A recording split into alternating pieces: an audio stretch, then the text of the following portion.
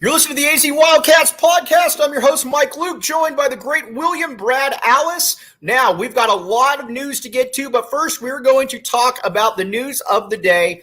Keona Wilhite is committed to the University of Arizona. In my opinion, and this again, just take it for what it's worth, I believe that Keona Wilhite is naturally as good a prospect as there is in the state.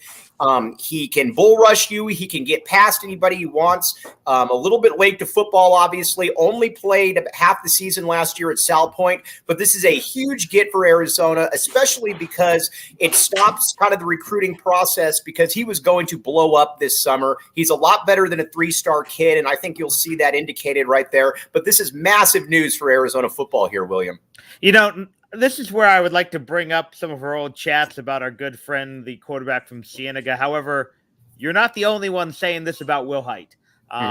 If you look at multiple recruiting services have said that about Wilhite, that he has the potential to be a guy who rises up the rankings. I mean, that's coming from guys affiliated with 24/7, affiliated with Rivals. So, yeah, I've seen a little bit of video. It's hard to tell, but I can even tell you some people in the local coaching community feel he's underrated as well. So right now it's a good move. And assuming he has a good relationship with other guys on his team, Arizona has at least 2, maybe 3 more offers out to South Point kids. So that is big as well. So, yeah, it's a very good pickup at a need position. Keeping guys in state. And I'm guessing sometime, maybe even before we're done with this show, there may be anywhere from 1 to 3 more in-state recruits committing to the program today. And with Arizona, especially, the one thing that's the hardest thing to find is defensive linemen here. And especially when you can get one that is in your home, that's in your home city, that is a huge deal right there. And this is a kid, again, that, again, a little bit late to football, transferred to Sal Point, was only eligible for half the year last year. I have a couple friends on the staff that told me immediately about this kid, and they said he's going to be an absolute monster. And nothing that he has done has dissuaded them from that point of view. And really, I believe he can be about as good as he wants to be. And at Sal Point, too, again, we're going to talk about Jedd Fisch here. This is a school that you prioritize. Even if you don't think a kid is good, I'm not saying that about Wilhite, obviously, but if you think that they can be Division I, offer them, get in there, because, again, this is the one school that matters, and this is why Jedd Fisch gets it. Yeah, I mean, if you're going to swing and miss on a local kid, first and foremost, you swing and miss on a kid from South Point. Right. And I understand why the Sumlin staff did not make the hard push for Bruno Fina. I know there's some concerns about him. He was the best player in town, or the second best player in town, a legacy, and from South Point. You should have made a bigger push for him. Correct. Again, I know that the concerns, but still. And this is not that case. This is a kid who's legit, just tripped to UCLA, I don't know if he took the trip to Washington and Oregon State. So unlike some kids who are choosing over Utah States of the world, this kid had legit offers as a 3-star, and again, could wind up being a low 4-star, mid 4-star before it's all said and done. Now, he could also not move up the rankings, because once you commit to Arizona and don't take any more visits, sometimes guys don't revisit your film. However, because there'll be eyes on rushing, The West Coast guys, at least from 247, the Greg Biggins, the Blair and Gulos, if you pronounce it the other way, will probably still have an eye on this kid. So my guess is he moves up the rankings. He may not quite get to the 4-star ranking, but I think he'll move up the rankings. What's fascinating too about him is that, we had Eric Rogers on, South Point coach, and he said, this kid can absolutely be as good as he wants to be. And what's interesting about him is when you see it, Elijah Rushing is rated the highest player or prospect in the state. When you look at both those guys side by side, what's remarkable about it is that Wilhite is, again, I'm not just, saying that, Rushing isn't awesome. He is. But you look at Wilhite next to him, and Wilhite is a significantly bigger kid already. And this is without coming from a lot of a football background. Again, I'm going to keep bringing this up. He kind of just showed up at South Point, flashed at some passing camps, and now this is a good get for Arizona, especially too on the defensive line, which is the hardest position to get players on.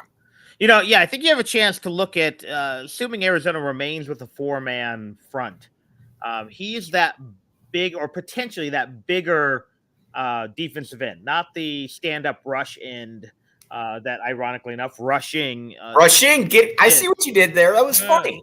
And again, if Arizona ends up winding up with a 3-man front long-term, then Rushing probably moves to outside linebacker, but still used in those, again, assuming Arizona can get Rushing, and that's still, they have a chance, but still a big assumption.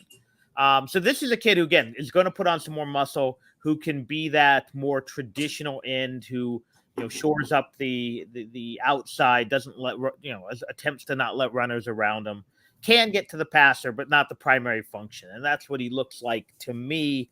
But there's still a lot of body transformation with this kid. Again, pretty raw. How much muscle he decides he can and wants to put on. Does he want to get closer to maybe that 270 range, or does he want to stay in that 240, 250 range and be a little more mobile? Those are the decisions that he and the coaching staff have to make. But it's always nice to have a guy who has those kind of options out there, because he is a very good athlete with some very good size. And again, just looking at his frame, looks like if he wants to pack on 20 or 30 pounds of muscle, he probably can between, now and maybe a sophomore season. Well, you saw the highlight. I would assume you saw the Twitter highlights when he was at the U of A, the U of A patent, where he's just essentially throwing dudes around, left and right, going right by him, throwing them around. I mean, physically he is a real specimen. Now it'll be fascinating to see how far he's able to take this. But again, the one thing about it though, that when Jedd Fisch took over, is he said, nobody is going to outwork us on the recruiting trail. And he said, especially in state, we are going to recruit guys until we can't recruit them anymore. And that is just such a nice little departure from the previous staff that basically looked for reasons it felt not to recruit kids. We're going to get in on kids. We're going to get on them earlier. We're going to stay with them until the very end. It doesn't cost you anything to recruit South Point. Right. It's 5 minutes away. That's the baffling thing is you probably did not have a shot at Bijan. Okay, great. You know what? Who they said that about? And again, he didn't end up being a great player, but Cam Denson. Right. But why not just, you don't even have to get in your car. Just go walk down there. Now, you probably want to show up in your car, because I'm guessing Jedd Fisch or Coach Powell or one of those guys, Brendan Carroll, has a very nice automobile. You probably want to pull up in your nice, shiny automobile, but they've got the Brad Alice automobile right there. You literally could just stroll over there. I mean, Jedd Fisch, fit guy, likes to walk by the tennis center and wants the tennis team practice. It's only another 20 minutes or 15 minutes to South Point. This isn't even like going to Scottsdale Saguaro when you're not going to get a Kelly Ringo. I mean, that takes a full day to recruit. It literally, you can be in and out of South Point in a lunch break. So the fact that they didn't is ridiculous. And the fact that this staff is just, it's common sense. Again, you should hit every high school in town. And I don't care if it's Catalina and Santa Rita, who's not even going to field a varsity team this year at Santa Rita.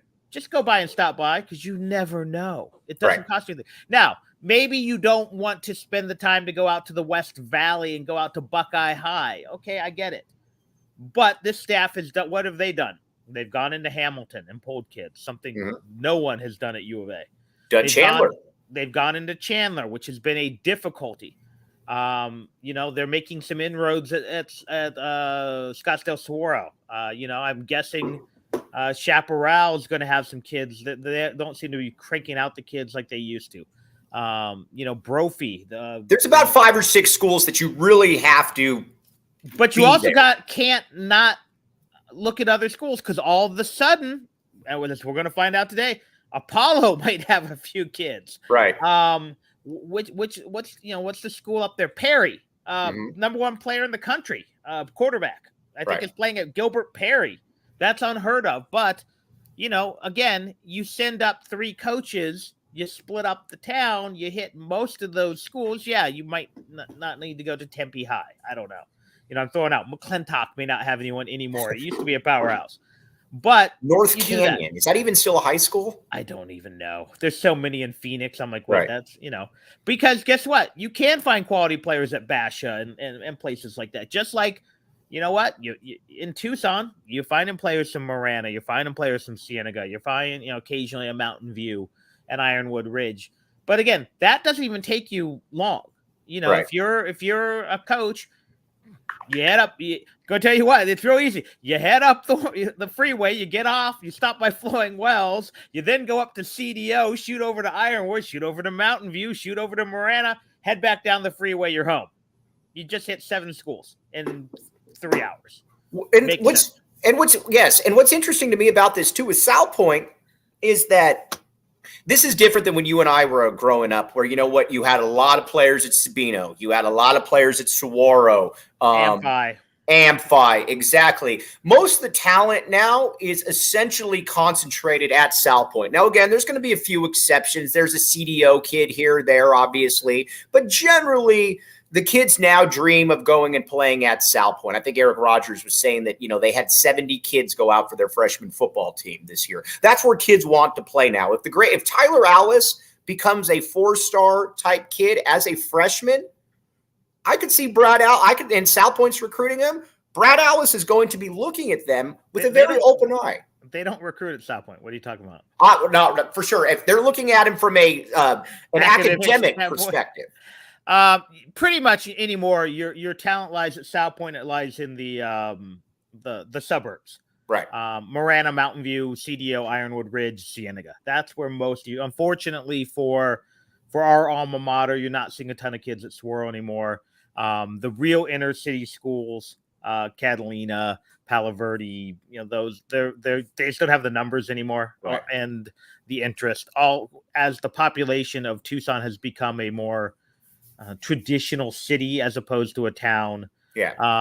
And then again, when you only have one real powerful Catholic school here, or private school, yeah, they're going to get a lot of time. I mean, Push Red gets some, and that's always been a good football program, but they don't crank out D1 players like South Point does. All right. Now, first, got to pay some of the bills right here. BetMGM, swing for the fences right here. If you haven't signed up for BetMGM yet, use bonus code PHNX. There's a few different offers here depending on where you live, but for our Arizona audience, you will get up to $100 in bonus bets on your first wager with BetMGM. Again, make sure you use bonus code PHNX. Now, you can bet on basically anything at BetMGM, and I put nothing past our good friends at BetMGM. The Phoenix Suns now should be the favorite to win the title. Would you agree with this, William?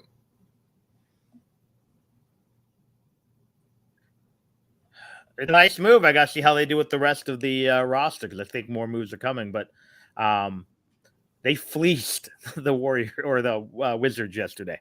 And that's what we like about it. Check out BetMGM. Check out the show notes for full details. And now listen to Shane Diefenbach with the disclaimer. Disclaimer, 21 plus to wager. Visit BetMGM.com for terms and conditions. U.S. promotional offers not available in Washington, D.C., Mississippi, Nevada, New York, and Ontario. Gambling problem? Call 1-800-GAMBLER. Colorado, D.C., Illinois, Indiana, Louisiana, Maryland, Mississippi, New Jersey, Ohio, Pennsylvania, Tennessee, Virginia, West Virginia, Wyoming. Call 877-8-HOPE-NY or text HOPE-NY 467-369, New York. Call 1-800-NEXT-STEP, Arizona. 1-800-522-4700, Kansas, Nevada. 1-800-327-5050, Massachusetts. 1-800-BETS-OFF, Iowa. 1-800-270-7117 for confidential help, Michigan.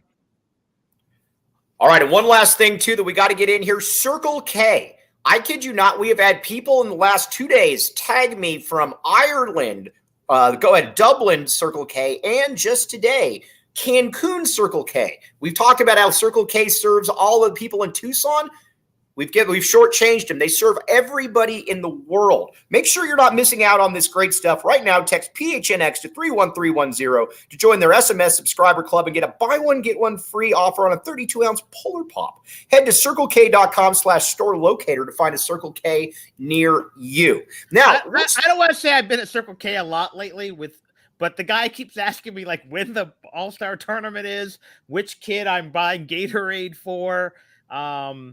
Yeah, so I'm more known than ever at my local Circle K, which is pretty frequent because my wife's addiction to Polar Pops. And there's nothing wrong with that, Brad. You embrace it. All right, now let's talk about we're going to grade the offseason now for Jedd Fisch and for Tommy Lloyd, the Tommy gun.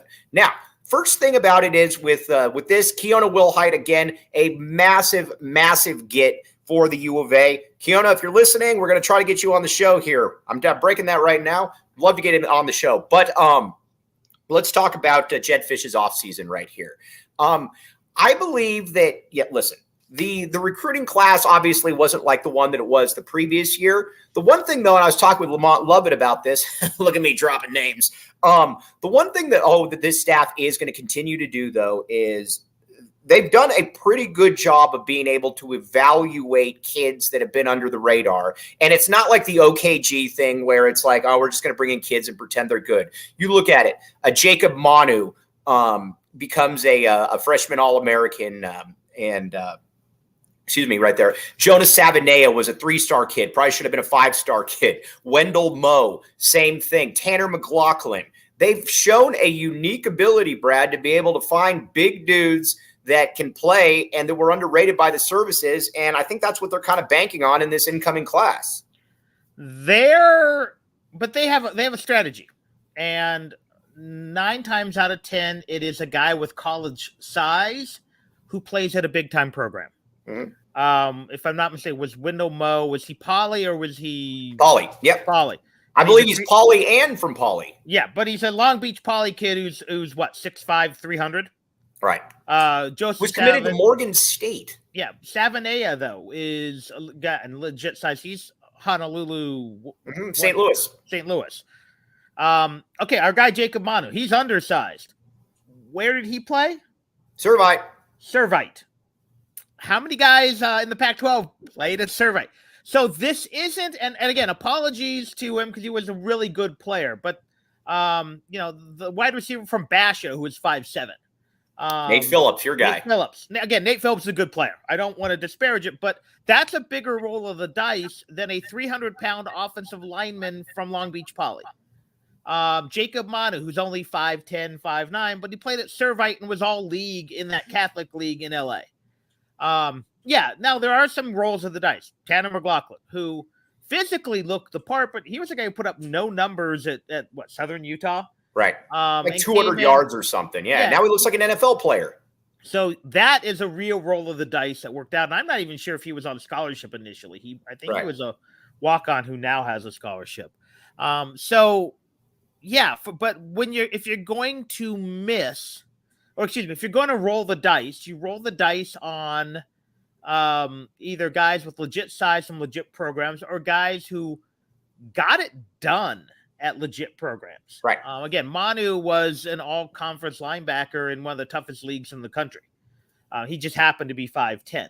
Right. So if you look at what they've done in the transfer market, a lot of that is the same thing. Not all of these guys have performed, but they all have size. They all have pedigrees. And most of them are coming from at least lateral move schools. Right. Indiana, Cal, and then some bigger schools, the Oregons. But it's not like they're rolling the dice on 5'7" cornerbacks from Howard. And see, that's my thing too, is that the thing that bothered me about Rich Rod, and Rich Rod was a great X's and O's coach. And I'll say this from day one. If Rich Rod had put together a staff like Jedd Fisch had, or had recruited like this, Rich Rod wouldn't be here because he would be at a bigger school. That's how good he would be. But I'll give you this. Could you imagine Rich Rod with Stoops' staff? That's what I'm saying. Stoops' staff is probably the best staff in school history. Tim Kish, Bill Beedenbow, guys who just killed it on the Sonny Dykes, Mark Stoops. I mean, but the problem with Rich Rod, though, and that Jedd Fisch is such a departure from, I don't even count Sumlin because Sumlin didn't care. But the thing with Rich Rod is that Rich Rod's teams always had, and God love him, it's not a put down, Samaji Grant, Nate Phillips, Parker Zellers. I mean, you were every single year when you would be on the sideline, you were the smallest team that you were going against right there. I would have killed to have a Jacob Franklin out there. That's how desperate we were. The irony was, and it's, again, something we've talked about, the curse of the 4-star. He brought in a ton of 4-stars with great size. Sean Brown, another one. Good call, Steve Hernandez. Oh, how about all the initial wide receivers? TJ Washington, LJ, but LJ this, PJ that. There were like 3 straight years. There were like an LJ, a TJ, and they were all undersized wide receivers from Florida and prep schools. But he brought in guys with these legit size. And the 2 4-star guys from LA, the one blew out his shoulder, the other one never had a position. Academic. So, even guys like Pierre Cormier, blood clots. So sometimes it was bad luck. Or there's a reason the 4-stars looking at Arizona because maybe he got rankings he didn't deserve. But I think I think Rich Rod just believed, give me capable football players and we can X's and O them. And he could to 6 or 7 wins. He just, but that has limitations to it. Exactly. Right. And so he'll probably be hugely successful at Jacksonville State, where if he can get competent talent, he can X and O them over other coaches in that league. Tio Wildcat, I can help you with this. Just shoot me a DM at Iron Mike Luke on Twitter right there, or you can just shoot me a message on Facebook as well. So where I give Jedd Fisch a solid B this offseason because, again, I think a lot of this, you got to remember how many dudes that they started this past year that were freshmen, sophomores, first year in the program. I believe that they thought that a big part of that was going to be internal progression, and they kept all the guys. In this day in NIL as well, it's also important to be able to keep the NIL. We're dog friendly, Brad. You can tell them to, so you didn't lose anybody big, obviously. I mean, you lost the kids to SC, but those were replaceable guys right there. You kept T-Mac, obviously. You kept Sabanea, all those guys. You got players back. I give them a solid B, and I think this team is squarely in competition for a bowl game, Brad Alice. Yeah, I mean, I would give it a B too because I do think there's some holes in what they did. Obviously, the class they signed coming in this year this lacks the star power that last year's class did. Although I like this offseason for the 24 class. Just looking at their transfers, there's a glaring omission there. There's no offensive lineman. Right. And I don't think there's any DBs either. And then they rolled the dice on a few guys. Like Oren Patu and Tyler Manoa really didn't get much done at Cal and UCLA. Patu, though, a lot of upside on those guys. Norton didn't crack the 2 deep at Georgia, but, that's a different animal, though. Exactly. Justin Flo, I think, has already paid dividends, whether he plays well or not, because he's a recruiting beast. By the way, people, stop asking me about his brother. He's not playing here. He's not going to don't worry about him. Go ahead. Sorry. Brian. So yeah, you look at it. Yeah, I like Taylor Upshaw. I like CO. Let's talk about Upshaw for a second. Upshaw, sure. I think, ideally with Upshaw, don't you hope that he can be Hunter Echols? Yeah, if he can be Hunter Echols, that's a plus. I just honestly, who was the kid a few years ago? The walk-on from Phoenix who ended up being a pretty good player for Rich Rod. Parker Zellers? No, D end. Was it Belkin or something like that? But Belknap. Yeah. If he could be Belknap, I'd be happy. Because Belknap was a competent. Again, that's one of the things that it worked. So Rich Rod thought it could work all the time. But yeah, if he can be Tyler Echols, I'll be thrilled. Because Echols, if any of these guys can be Echols, and that's what this formula is. Find a guy with the athletic ability, with the pedigree, who just either couldn't crack the rotation because there were better guys ahead of him. That's Norton. Or just something was missing. And again, I think this staff thinks we can coach them up. And again, if you look at these guys, if you look at their transfers, they're all, they're UCLA, Washington, Oregon. Right, like you said, you're not getting the dude that looks like me from Howard. No. Although you probably wouldn't get a guy that looks like me from Howard, but you're not getting a D lineman who weighs the same I do. And yes, Parker Zellers and I weigh about the same amount. I made the mistake of saying on radio, I think they've undervalued him. I think he's closer to 250 or 260. And Kurlavich apparently swore my name in the to a beat reporter. Not my name, whoever that idiot is on the radio, because there's no way Parker Zellers was 240. But yeah, so are all these guys going to work out? No, probably not. But again, there's a formula at play there. If you look at their size, they've got size. They've got a pedigree. Upshaw 6'4", 246 at the end.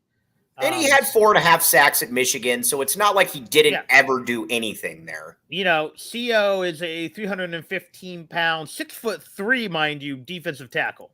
Right. Norton's sitting about 290 at 6'6". Manoa's 303. Himuli, I think is how you pronounce it, 230 linebacker. This isn't, Lamonius Craig's a 6'2" receiver. This isn't 5'8", 130. From now on, with Lamonius Craig, we will always call him by all three names. Montana Lamonius Craig. The only guy who really maybe lacks that pure physics is Patu, who's a 6'4", 200-pound linebacker, and that's still not bad. 'Cause my guess is he's about 215 by the time he takes the field, 220 next fall. One guy, too, that we got to talk about, we're going to get back to Kevin Cortez, great point. We got to talk about Elijah Rushing here in just a moment. But a couple things. Tap and Bottle, the Tap and Bottle watch parties. All right. As you all know, Brad Allis has been to these many, many times, as has the great Tyler Allis as well. Tyler Allis, future U of A player. We don't know what sport yet. Could be baseball, could be football. Either way, he will be backing the A to the fullest. You can catch him and Brad Allis and the other people here at the Tap and Bottle watch parties for all away games for Arizona football and basketball. Scott and Rebecca, support local, support the salt of the earth. I kid you not when I tell you these people are amazing folks. Known them for about 10 years and privileged to be partnered with them. And, oh, geez, Brad, how's your sleep going? Wasn't good last night. You know what?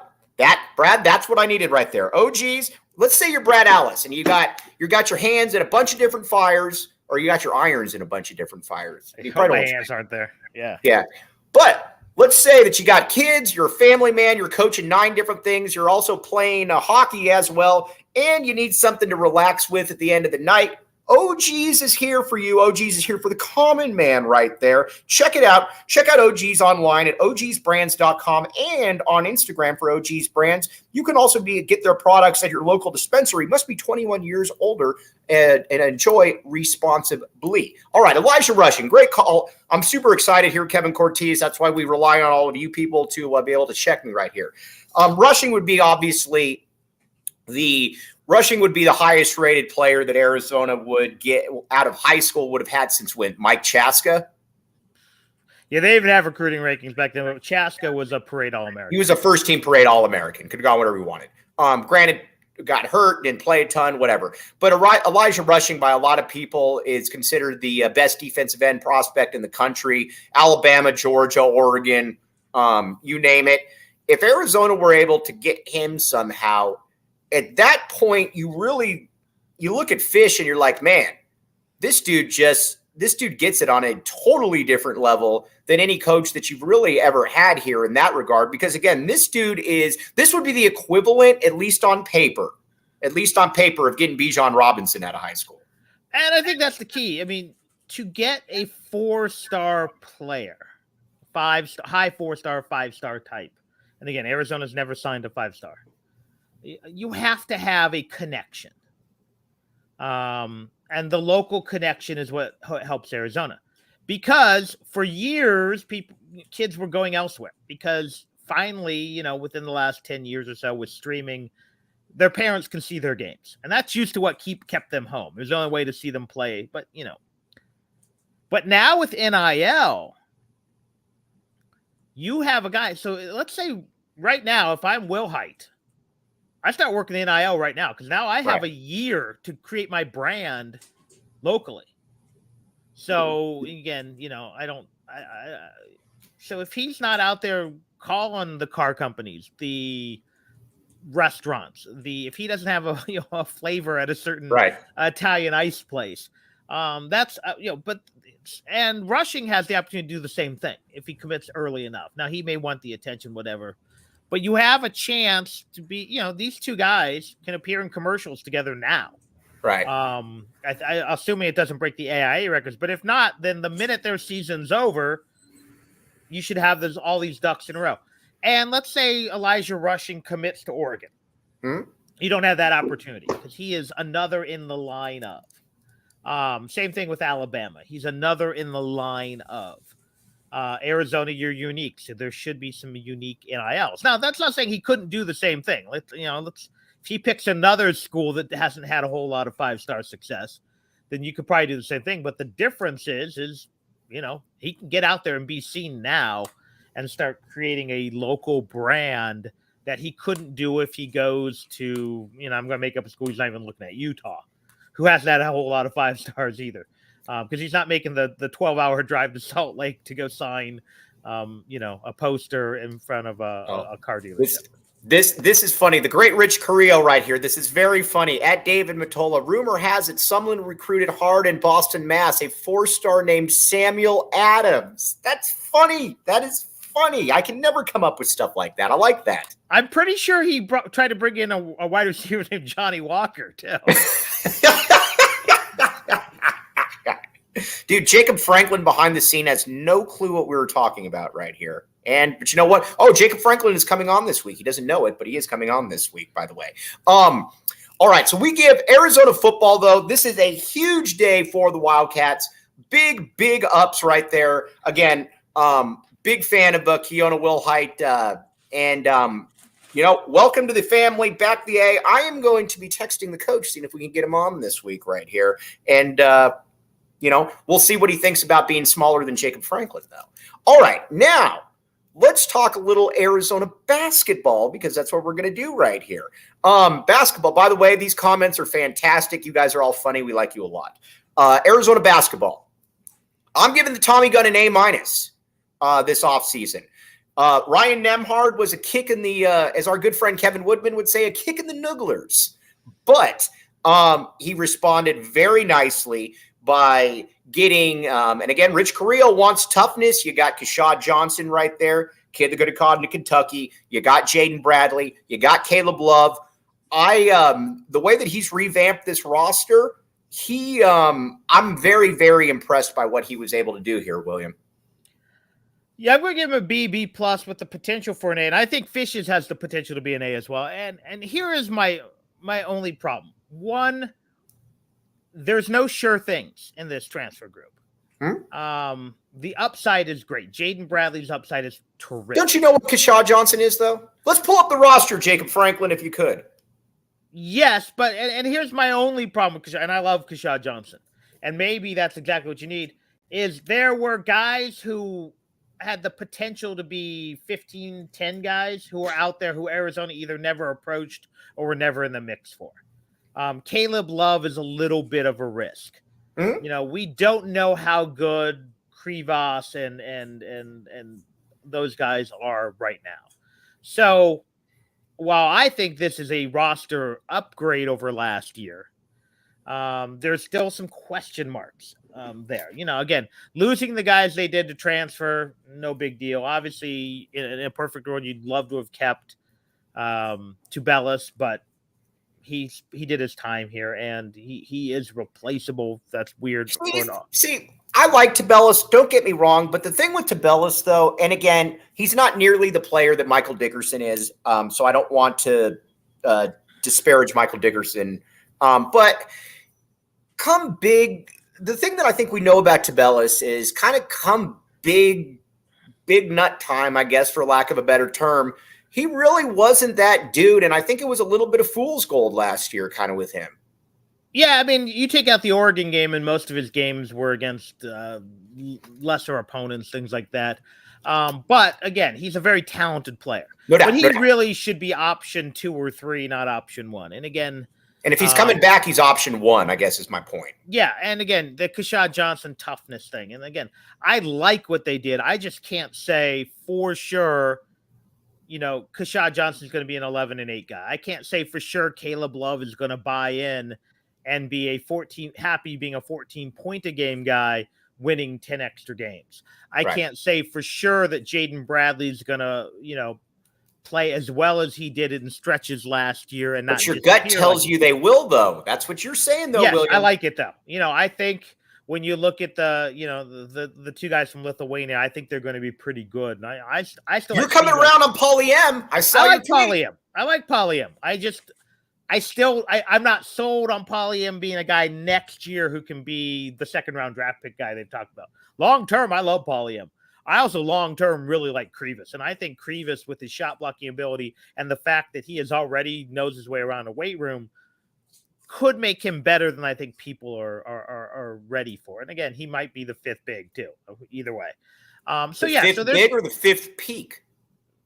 Are we allowed to go 5 peaks? No, we're not going 5 peaks. We're going 4+1. So is he going to be in the 4 peaks, or is he going to be in the my gut feeling is peaks? He's a 4 peak. Yeah. Right. Now, by the way, we got to wish Dylan Anderson a happy birthday. Our guy, Dylan Anderson. We're working on getting Frank Caliendo on. Although whoever's doing the big Dill energy, that might be a miss. Yeah, that's – I don't like that. No. At least they didn't go Dill Pickle. That would have been worse. Do we go Dillier with him? We could if we want to keep this since I can pronounce his name. Yes. I like DA myself. I mean, why not just create a trend at Arizona of bigs named DA? But overall, if I were to ask William Brad Alice at the end of the season, here's the roster now going into next season. Is William Brad Alice taking that? Yeah. I like the roster. My biggest frustration is they put so many eggs in Nimhard and it didn't work out. And it seems like they might have missed out on some other guys during that. I think it worked out fine. Yeah. But, again, when you see that every transfer has an Alabama and Arkansas interest, and, I don't care about ASU, but it just makes me wonder again, and maybe those guys don't fit in and there's a reason they're leaving their schools and this was more selective. But at some point you want to see Arizona being listed a little bit more with some of these big guys. By the way, Dill Pickle, we don't like this. That is very funny, though. I don't like Dill Pickle, though, right there. It's not good. Five of a Kind Media says, do any of our are there any of them capable of being a stretch 4? I'm going to eliminate Umar Ballo with any possibility of being a stretch 4. Maybe a little Pauly M in there, but I am telling you this. People laugh at me. They scoff at me. Big Henry can shoot. That's what I was going to say, Vasar. Yeah. I'm just saying. Big Henry can shoot. Do not dismiss the possibility of Big Henry right there. That's where we're going to go with that one. When does he become Hank? Yeah, no. By the way, so let's look at the schedule, though, for Arizona, because that's the other thing. Jacob Franklin right there. Jacob Franklin, look at me right now. If you could put the U of A schedule up, I believe we have it fully updated now with the good teams on here as well. But let's see. Oh, it's not updated yet. Okay. All right. Well, there's the we got 3, but you also got Wisconsin and you also have Michigan State in there as well. You mean Purdue? Purdue in there as well. Yeah, I'll get on that. Sorry about that. But you got 5 games. Those are 5 big time games right there. I'm a very big fan of those games right there. Yeah, and here's the crazy thing. Duke is a gimme game. Because if you lose at Cameron, it doesn't hurt you at all. It's a true road game. And the committee puts a lot on true road games. Right. Now, they better at least go 2-1, if not 3-0 against the Big 10, because we know how we feel about the Big 10. And right. Alabama's really good, but how good are they going to be? I don't know, because they basically have an entirely new team. But they're also going to be, but Michigan State's going to be very, very good. Yeah. I would assume they're the one Big 10 team. Oh, Rondé Jefferson versus Keshad Johnson for defense. Who's better? Well, I'm going to probably go Rondé right there, because Rondé is one of the better. What is Rondé? One of the top 5 to 7 defensive players in school history? Yeah. Mm-hmm. So I'll go that, but I will that. Oh, Dilly Bar. What do you think about Dilly Bar? That's not bad. That's not bad. Dilly Bar is not bad at all, Joseph Schillinger. We like that one. Dilly Bar, not bad. But Keyshawn Johnson, though, I think from a front court perspective, that's the kind of guy, though, that you want.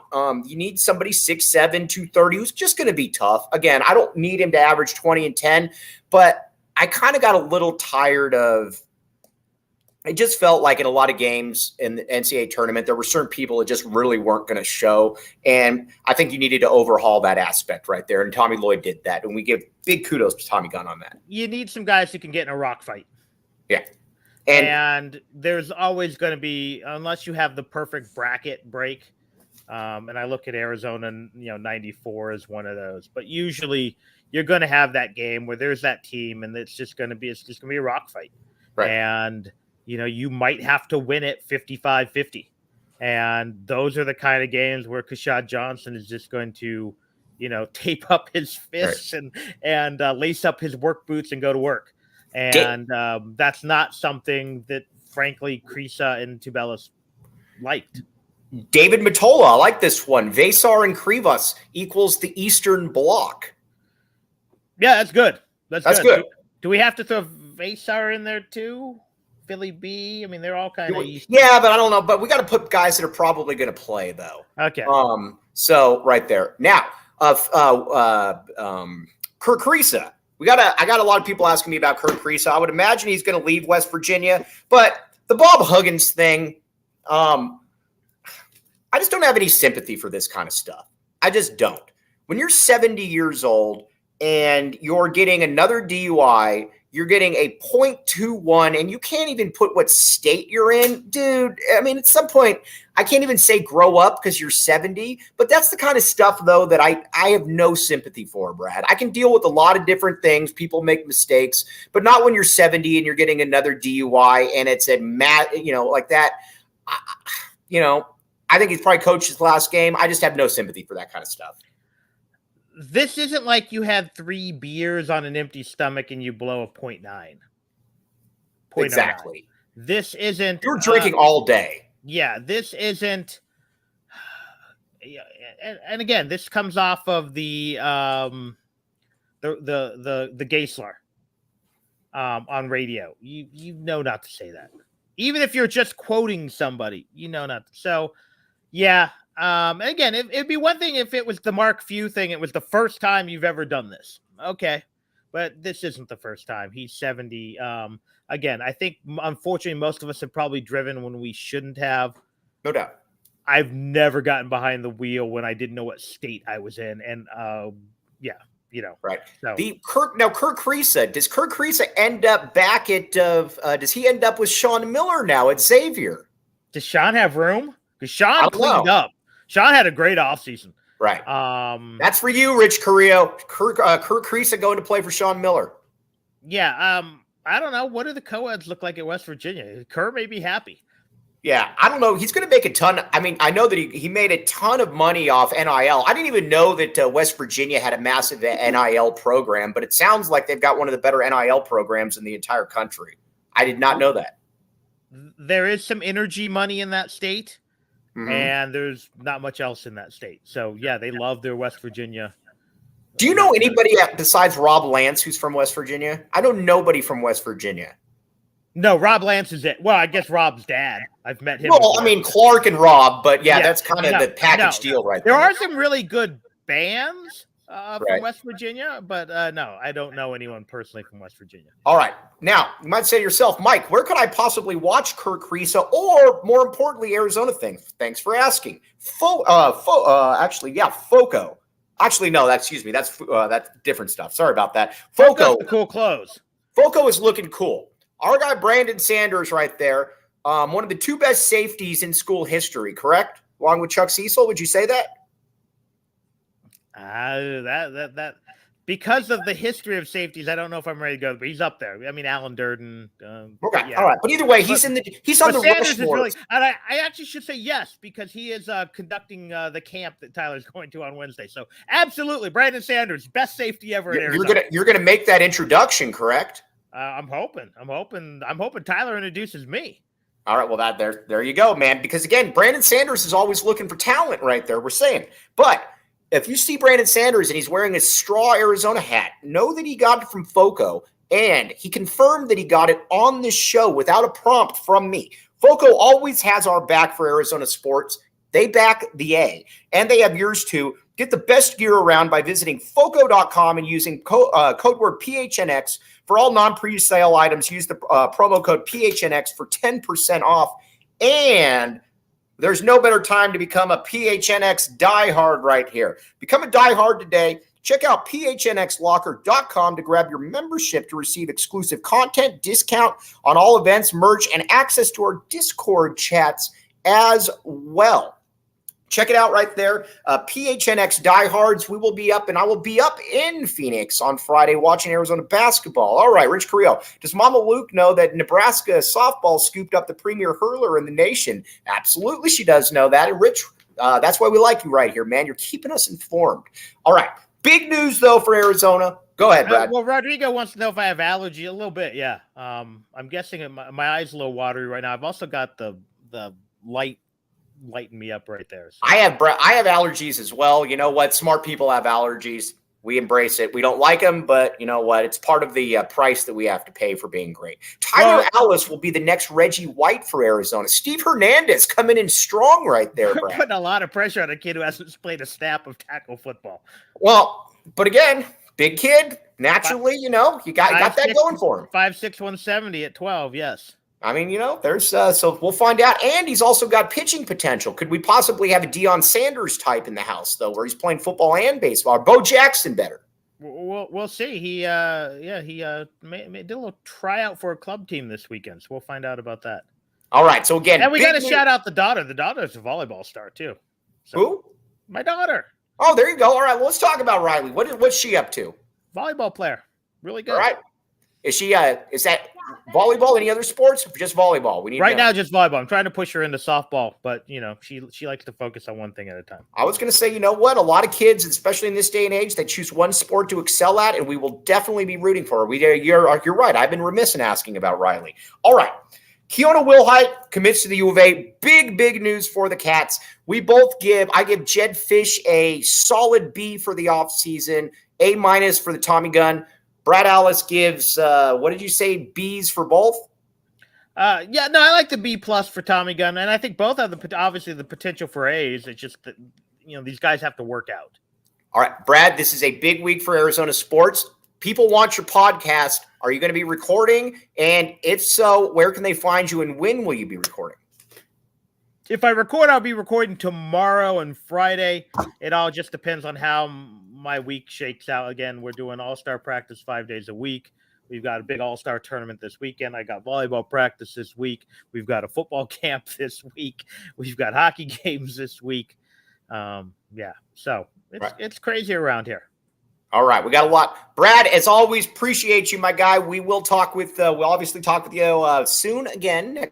Next week we'll be back to the normal Tuesday. Now, and Jacob Franklin behind the scenes right there. Jacob, you're going to be coming on this week. We're going to figure out a date. The people want to talk with Jacob Franklin. But again, everybody on there, appreciate all your contributions. I'll be back with you tomorrow. We're going to be talking Keona Wilhite. We're going to be talking Arizona basketball recruiting. I will be heading up into enemy territory, Phoenix, this week. So for Brad Alice, I'm Mike Luke. Jacob Franklin behind the scene. Follow Jacob on Twitter at Jacob_Franklin4 for all the best ill-conceived baseball talk that you could ever find. For all of everybody out there, we'll be back with you tomorrow. You've been listening to the AZ Wildcats podcast.